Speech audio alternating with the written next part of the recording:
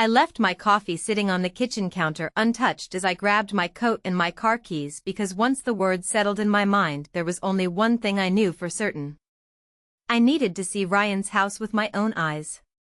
The drive from my place to Ryan and Jessica's neighborhood usually took about an hour depending on traffic, and I had made that trip so many times over the years that I could practically do it without thinking.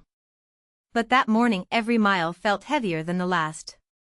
The sky above Ohio was gray and quiet and the fields along the highway looked frozen in the early winter air. I tried calling Ryan's phone as I drove even though Jessica had already told me he was gone. I told myself that hearing his voicemail greeting might somehow make the situation feel real. The call rang once before going straight to voicemail and his familiar voice filled the car speakers telling me to leave a message and that he would call back soon. I hung up without speaking because something about that ordinary message made the entire story feel even more unreal. Ryan sounded like a man who expected to return calls later that day, not someone who had vanished from the world the night before. I tried calling Jessica again but she did not answer. The phone rang until the line went silent and then I was alone again with the quiet hum of the highway beneath my tires. By the time I reached their neighborhood the streets were calm and almost empty. Ryan and Jessica lived in a quiet development with neat lawns and two-story houses that all looked similar from the outside. I turned onto their street and immediately noticed that nothing about the place suggested a tragedy had just happened. There were no cars gathered in the driveway and no neighbors standing outside talking in worried voices. The house itself looked exactly the way it had the last time I visited about a month earlier. Ryan's small maple tree stood in the front yard and the porch light was still on even though the morning sun had already climbed above the rooftops. I parked along the curb and sat there for a moment staring at the front door while a strange feeling settled in my chest. When someone dies suddenly, there is always movement around the house. Family members arrive. People carry boxes or flowers. There are quiet conversations and sometimes even the distant sound of crying. But the street in front of Ryan's house felt completely normal, as if nothing unusual had happened at all. I stepped out of the car and walked slowly up the driveway. The cold air stung my face and I could hear a distant lawnmower somewhere down the block even though it was barely past 9 in the morning. I knocked on the front door and waited. For nearly a full minute there was no response. I began to wonder if Jessica had left the house until I heard soft footsteps inside. The door finally opened and Jessica stood there looking exactly the way she had sounded on the phone earlier. Calm. Controlled. Almost distant. She wore a simple gray sweater and held her phone loosely in one hand. I asked her if she was all right and she gave a small nod but did not step aside to let me in. Instead she stayed in the doorway as if the house behind her was not meant for visitors. I told her I had come as soon as I heard the news and that I needed to understand what happened to my son. For a second I thought I saw hesitation cross her face but it disappeared quickly. She repeated the same explanation she had given me earlier about the accident on the highway and about Ryan being gone already. The words sounded rehearsed as if she had said them several times before I arrived. I looked past her shoulder into the living room hoping to see some sign of the night she described but the house appeared quiet and perfectly arranged. Nothing looked disturbed and there were no flowers or visitors anywhere in sight. Standing there on the porch I felt the first small doubt begin to form in my mind because if my son had truly died the night before then why did his home feel exactly the same as it had every other ordinary day? I stood there on the front porch looking at Jessica and trying to understand why every instinct in my mind told me that something about this situation did not add up. When someone loses a husband suddenly there is usually shock or sadness or at least the quiet exhaustion that comes after a long night of phone calls and tears. But Jessica's face showed none of that. She looked tired but not heartbroken. Her eyes moved carefully as if she were choosing every word before speaking. I asked her again where Ryan had been taken after the accident because I wanted to know which hospital or medical examiner had handled the situation. She hesitated just long enough for me to notice. Then she told me there had been no hospital because everything happened quickly and the authorities had already completed the necessary paperwork. The explanation sounded official but strangely empty. I had lived long enough to know that accidents always involve reports and questions and people who want to speak with family members. Yet no one had called me except Jessica. I asked her which highway the accident happened on and she answered that it was somewhere outside the city but she could not remember the exact mile marker. That answer felt even more unusual because when a tragedy occurs people tend to remember the details whether they want to or not. My eyes drifted toward the driveway beside the house where Ryan normally parked his dark blue pickup truck. To my surprise, the truck was sitting exactly where it always did when he was home from work. I pointed toward it and asked Jessica a simple question. If Ryan had been driving last night, then why was his truck still here? She glanced toward the vehicle and then quickly looked back at me. For the first time, her calm expression shifted slightly. She explained that he had borrowed a company car from work that evening because he needed to run an errand before coming home. I had known Ryan's routine for years and that detail sounded new to me. Ryan usually preferred his own truck because he had spent months fixing it and installing new parts. I remembered him proudly telling me about the upgraded suspension just a few weeks earlier. Standing there on the porch, I felt the quiet doubt growing stronger in my mind. I asked if I could come inside because I wanted to sit down and talk through everything that had happened during the night.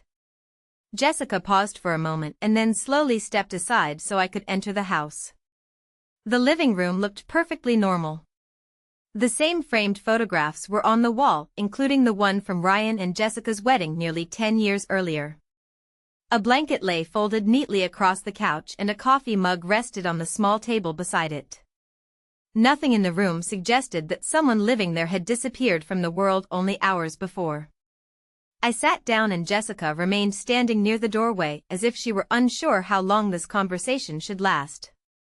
I asked her if the police had given her any documents or contact numbers related to the accident because I would need them for family records.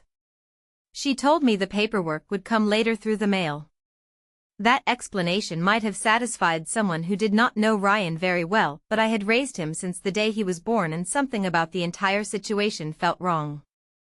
I reached for my phone and opened the news application searching for any report about a highway accident during the night.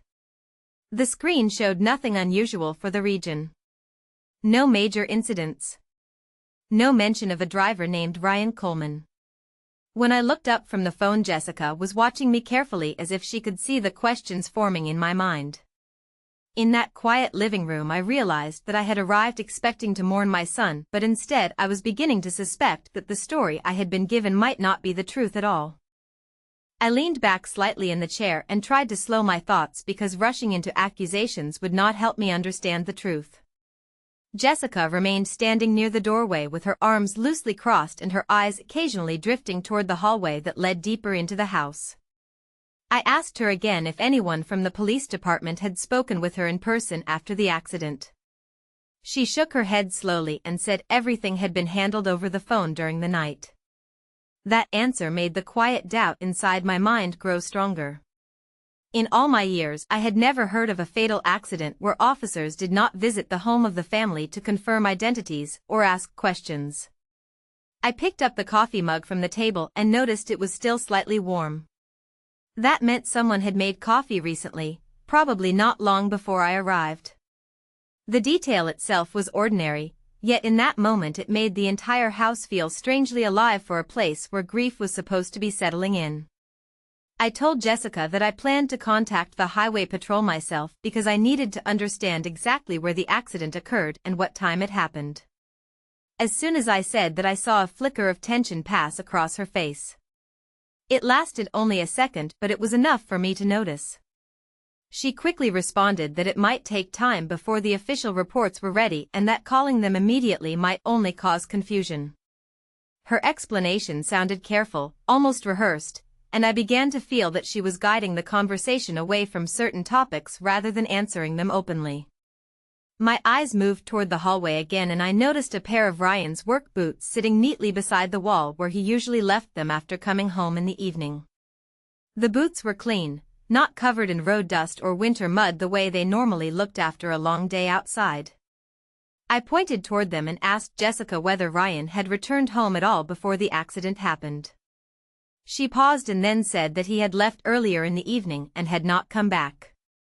The answer created another small crack in the story because if he had not returned home, then why were his boots sitting there exactly the way he always placed them after work? I felt my heartbeat become heavier as the pieces of the puzzle refused to fit together. I stood up slowly from the chair and walked a few steps toward the hallway while explaining that I simply wanted to look around and gather a few of Ryan's personal items for memory. Jessica stepped forward quickly, not aggressively but firmly enough to block the path. She said the house was not ready for that yet and that everything should remain the way it was for now. Her reaction surprised me because I had been inside this house many times before and she had never treated me like a visitor who needed permission to move around. The silence between us grew thicker with every second. Outside, a car passed slowly along the street and the distant sound of its engine drifted through the living room window. I realized that the more questions I asked, the more uncertain Jessica's answers seemed to become. A thought crossed my mind that I had been trying to avoid since the moment she first called me that morning. What if Ryan had not been in an accident at all? What if something entirely different had happened during the night and I was only hearing a version of the story that was meant to keep me from asking deeper questions? I looked directly at Jessica and told her calmly that before the day ended I intended to speak with the police myself and confirm every detail. For the first time since I arrived, she did not answer immediately. Instead, she glanced again toward the hallway as if she were measuring something unseen behind the walls of the house. And in that quiet moment I understood that whatever truth existed here had not yet been revealed. I remained standing in the middle of the living room while Jessica watched me carefully as if she was trying to predict what I might say next. The quiet inside the house felt heavier now, like the air itself had become aware that something was not being spoken aloud. I reminded myself to stay calm because rushing forward with accusations would only push the truth farther away. Instead, I stepped back toward the couch and sat down again slowly, folding my hands together while I looked around the room that my son had lived in for nearly a decade. The framed photograph from their wedding caught my eye again. Ryan was smiling in that picture with the same relaxed confidence he had carried since his 20s. Jessica stood beside him in a white dress with her arm around his shoulder. Seeing that photograph made the situation even harder to accept because the life shown in that image felt far more real than the story I had been told about an accident the night before. I asked Jessica if Ryan had gone to work the previous day like usual. She answered yes without hesitation and said he had returned home in the evening before leaving again later that night. I nodded slowly while thinking about the pair of clean work boots sitting in the hallway. Ryan never left the house without those boots if he had been working outside during the day. I asked Jessica what time he supposedly left again during the night. She paused before answering and then said it was sometime around 9:30 in the evening. That detail made me glance toward the clock on the wall, which now showed a little after 10 in the morning. If Ryan had left at 9:30, then more than 12 hours had passed. Yet no police officer had called me and no official report had appeared anywhere online. I reached for my phone again and opened the contact list where the number for Ryan's workplace was saved. I explained calmly that I planned to call his office to confirm whether he had borrowed a company vehicle like Jessica mentioned earlier. Before I could press the call button, Jessica stepped closer and spoke quickly, saying that there was no need to involve his workplace yet because the company would learn about everything soon enough. Her sudden urgency stood in sharp contrast to the calm voice she had used earlier in the morning. I lowered the phone slowly and looked at her. For a moment neither of us spoke. I realized that every path I suggested toward confirming the story seemed to make her uncomfortable. I decided to ask a different question, one that did not involve police reports or workplaces. I asked whether anyone else had seen Ryan leave the house the night before. Jessica shook her head and said the neighborhood had been quiet and no one was around. Her answer sounded simple, but something about the way she avoided meeting my eyes made it difficult to believe. I stood up again and walked toward the front window where I could see the driveway clearly. Ryan's blue pickup truck sat in the same place it always did, the morning sunlight reflecting softly off the windshield. I remembered the conversation Ryan and I had only 3 days earlier about repairing the dock at my lake cabin. He had promised to come up next month and spend the weekend working on it together.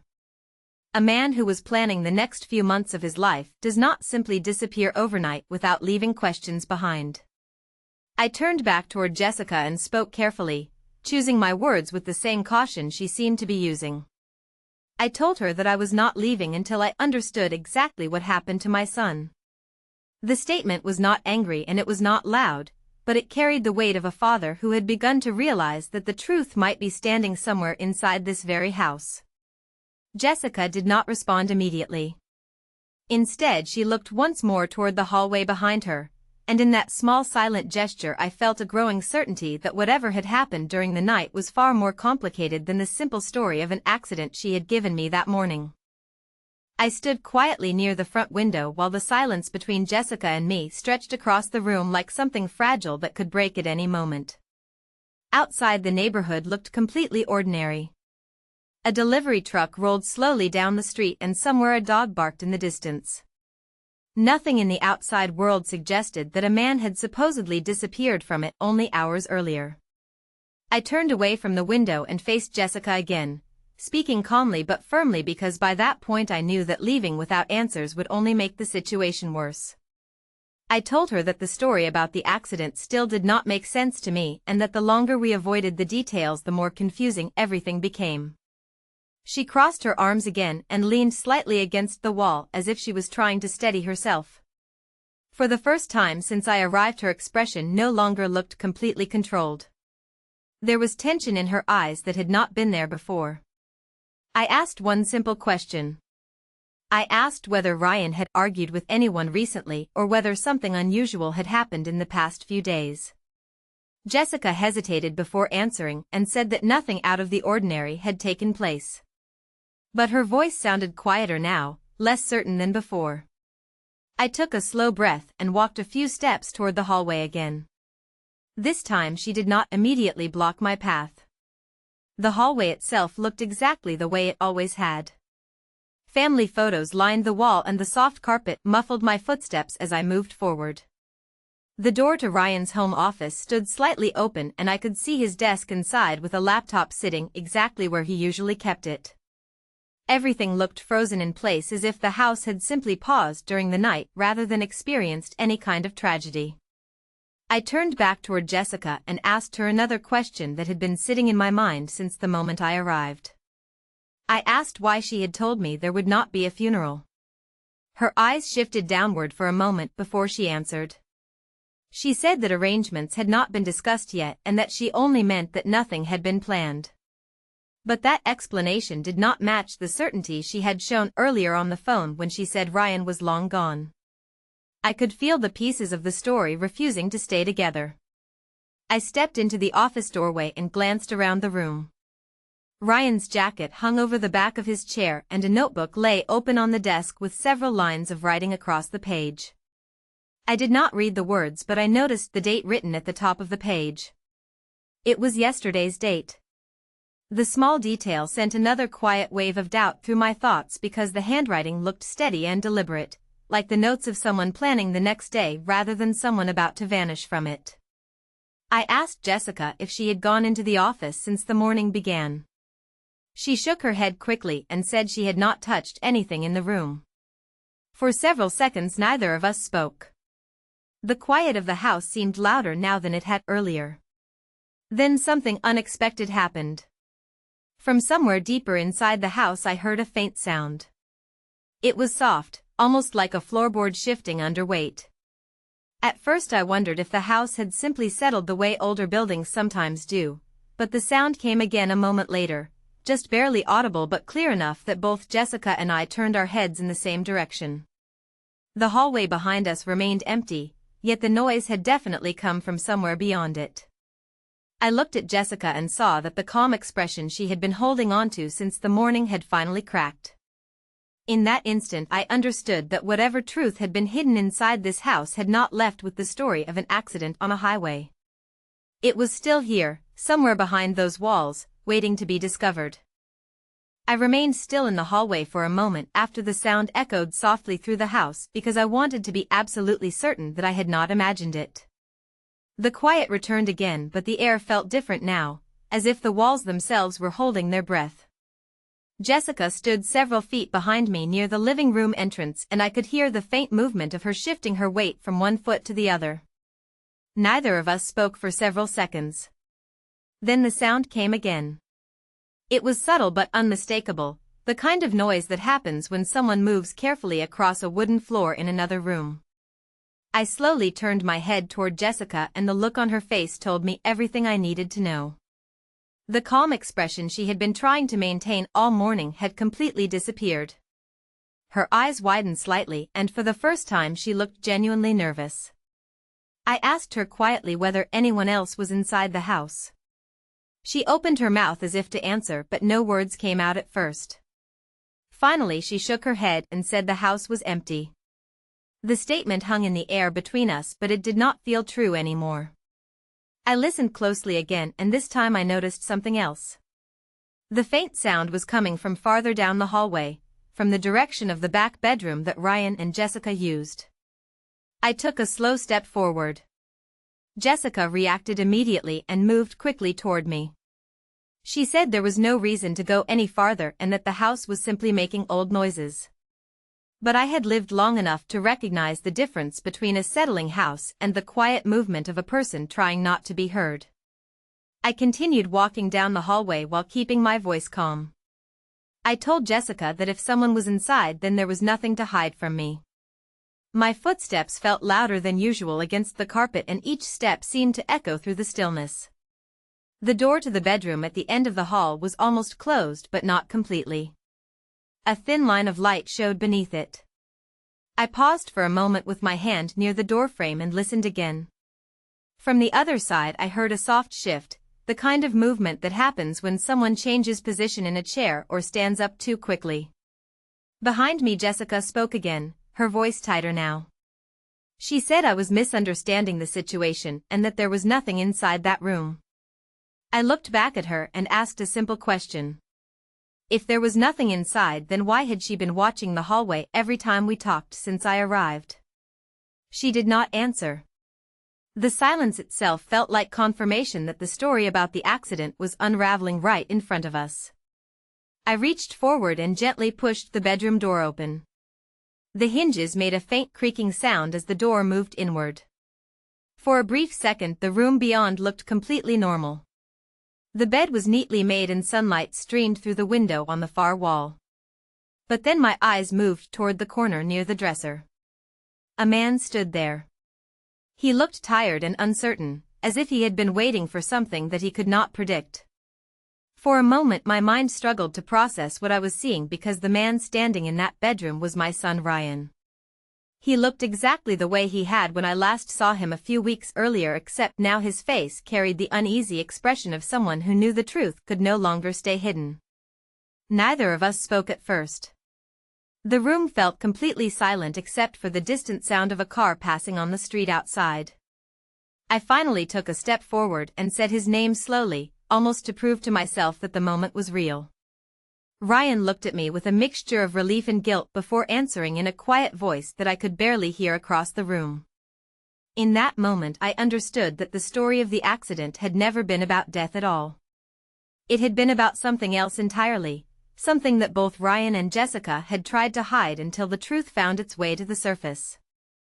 I stood in the doorway of the bedroom staring at Ryan while my mind tried to catch up with what my eyes were clearly seeing.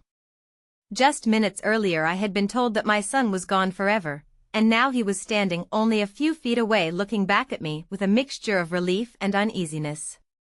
For a moment the room felt suspended in time.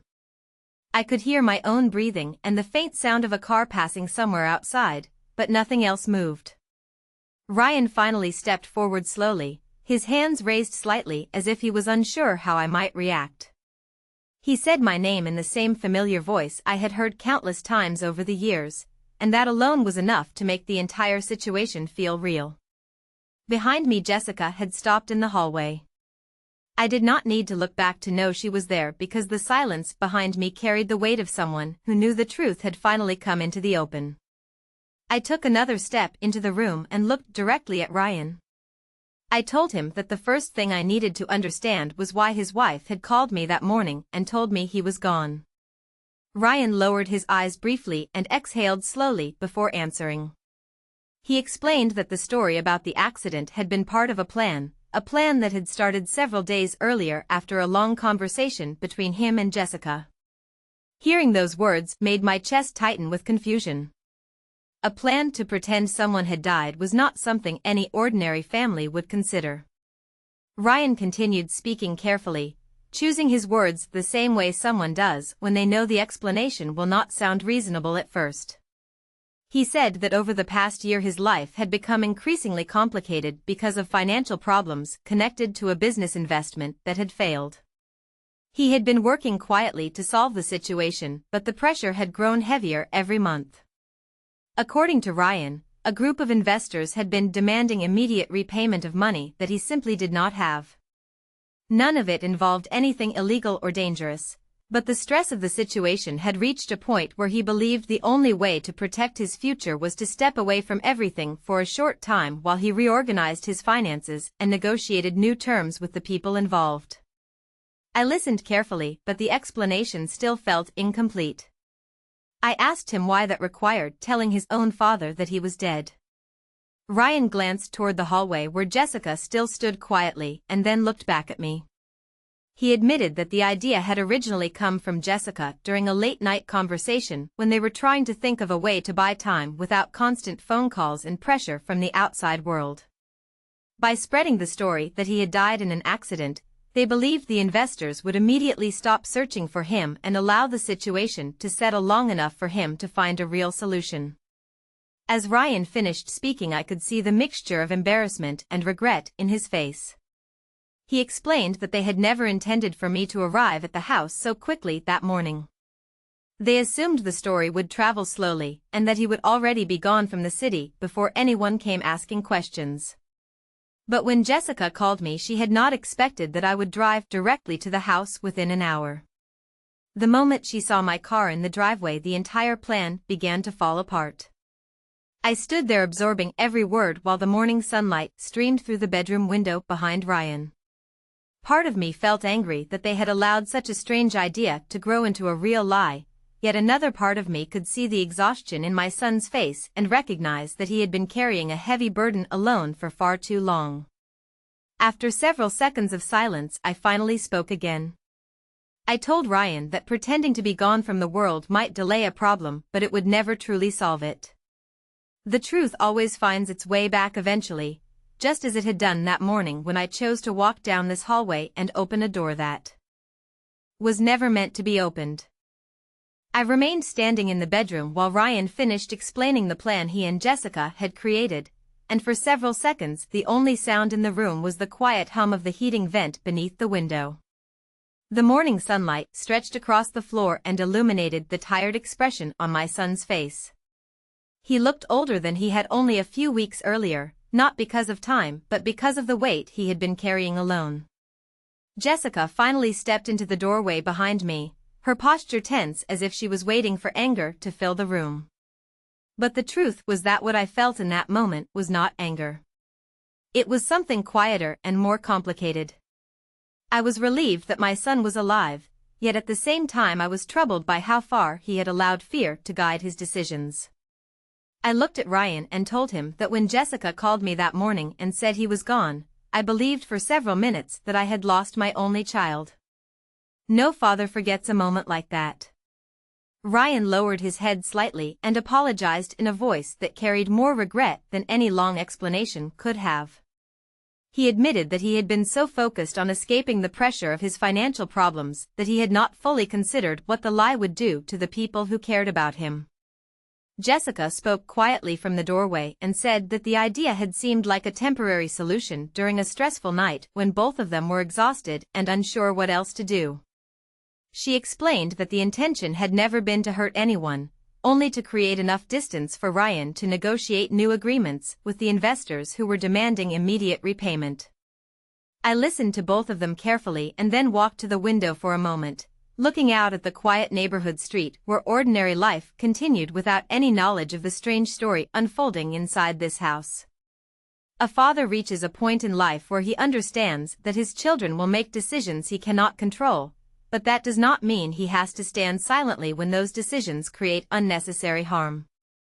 I turned back toward Ryan and told him that disappearing from his responsibilities would only make the situation worse in the long run. Problems involving money and business are solved by communication and planning, not by pretending a person no longer exists. Ryan nodded slowly because he already knew that I was right. The look in his eyes told me that the plan had never truly felt comfortable to him either. It had simply seemed like the easiest escape during a moment when everything else felt impossible. I asked him whether he had spoken honestly with the investors about what he could realistically repay and how long it might take. He admitted that he had avoided that conversation because he feared they would refuse any compromise. I told him that fear often grows larger in silence and that most situations become clearer once people sit down and speak openly. Then I reminded him of something he had probably forgotten during the past stressful year. He was not alone in this world. He still had family, experience, and time to correct the path he had taken. The room became quiet again, but this time the silence felt different, less tense and more thoughtful. Ryan finally straightened his posture and said that the first step would be calling the investors later that afternoon and explaining everything honestly. Jessica nodded in agreement and stepped fully into the room beside him. I walked toward the door and paused before leaving, looking back at my son who only hours earlier had supposedly been gone from the world. I told him that the truth has a strange way of finding its path no matter how carefully someone tries to hide from it. That morning had begun with the belief that I had lost my son forever, yet it ended with something far more valuable than relief. It ended with a reminder that even the most confusing mistakes can become turning points when people choose honesty over fear and begin facing their lives again instead of running from them.